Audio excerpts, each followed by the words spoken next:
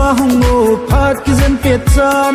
lunga mel hoi ki khai hiu hiu rasi ki kap la la jeng Chongneo koma vang ga ve mai hi te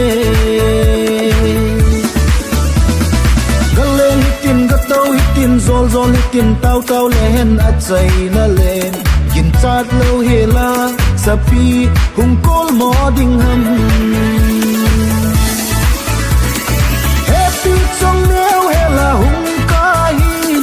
Nupi lupale akehkhat aval tai da ki choldo mai ta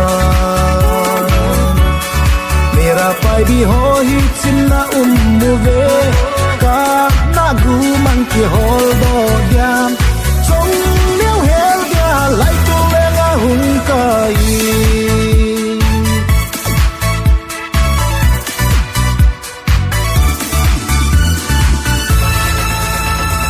Hepi hepu lungin gel thiam anin lang ka in sa teo in lang pa ku na tu pawin se mu hi tin Chongneo to ki chen sa jeng ute Hepi hepu lungin gel thiam anin lang ka in sa teo in lang pa ku na tu pawin se mu hi tin Chongneo to ki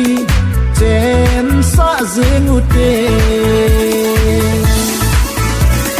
Hepi Chongneo hel'a hung kai Nupi lupale akehkhat aval tai ga ki choldo mai ta Merapaibi ho hi chinna umuve ka nagu man ki holdo dia Chongneo hel'a lai to lenga hung kai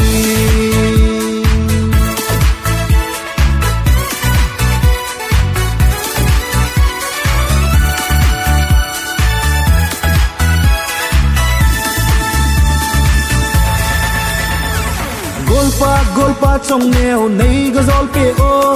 kel ngui mel kun ga taw vin lang si al chala ga zang le chun acham lo vin tin zol bo tan na te golpa Chongneo nei ga zol pe o kel ngui mel kun ga taw vin lang si al chala ga zang le chun acham lo vin tin zol bo tan na te Hepi Chongneo hel'a hung kai Nupi lupale akehkhat aval tai da ki choldo mai ta Merapaibi hoi chinna umuve ka nagu man ki ho